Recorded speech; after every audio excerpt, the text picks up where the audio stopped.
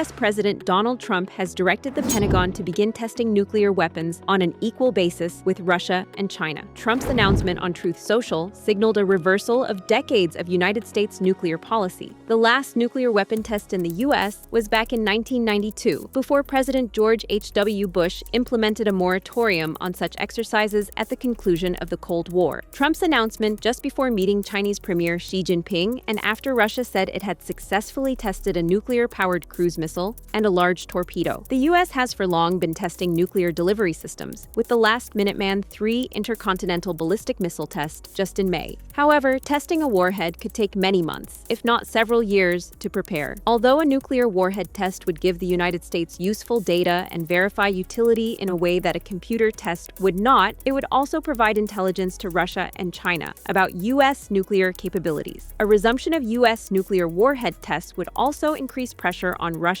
China, and other nuclear powers to follow suit. This development would therefore erode already fragile non-proliferation norms. The U.S. maintains a large stockpile of nuclear weapons and delivery systems. The U.S. operates a triad system, which has a land-based, air-based, and sea-based element. The U.S. operates 450 land-based intercontinental ballistic missiles, including 400 gravity bombs. The sea-based element is based on 18 Ohio-class submarines, equipped with 24 Trident II missiles. The air-based element is based upon a bomber fleet of 94 B-52s and 19 B-2s. Much of the infrastructure of America's nuclear program dates back to the 1950s to 1980s. Whilst the U.S. nuclear program remains vast, it is getting old. The hardware, warheads, and industrial base are all aging simultaneously. This is why the 2020s to 2040s modernization wave aims to replace every leg of the triad. It's likely here testing will need to take place to ensure the U.S. program is fully functional.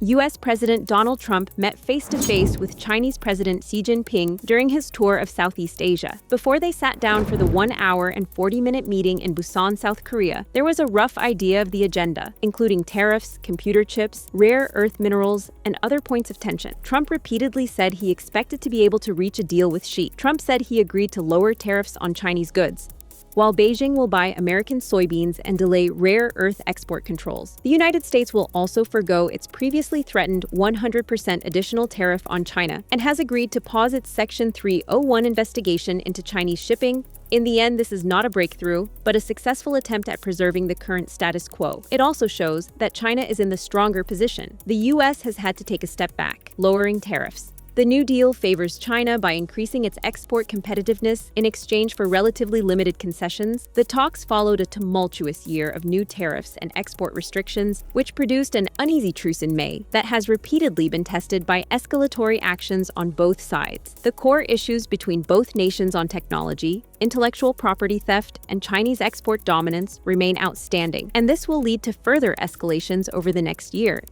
In the latest chapter in Sudan's brutal civil war, the paramilitary Rapid Support Forces took El Fasher from the army after an 18-month siege that trapped tens of thousands of civilians in the city in Darfur. The Sudanese army chief, General Abdel Fattah al-Burhan, confirmed that his forces had withdrawn from the city to a safer location, effectively conceding its loss. Since then, the RSF has been accused of killing hundreds of unarmed civilians in ethnically motivated attacks. The group has also been accused of hunting down specific individuals, detaining civilians, and releasing them only after receiving ransom payments. Since 2019, when the long-term President Omar al-Bashir was ousted, the military, RSF, and civilian government led the country, only for the military to do a coup in 2021. Since then, attempts by the Army General Abdel Fattah al-Burhan to integrate the RSF paramilitary force into the army has led to a rift between them. The RSF was formed in 2013 and has its origins in the notorious Janjaweed militia that brutally fought rebels in Darfur on behalf of the government in Khartoum, where they were accused of genocide and ethnic cleansing. RSF power has increased as they received finance and drones from the UAE, which they have used to devastating effect. The RSF also took over the west of Sudan, including gold mines and oil resources. The RSF now controls all major urban centers in Darfur, a development that raises the possibility the country could face another partition.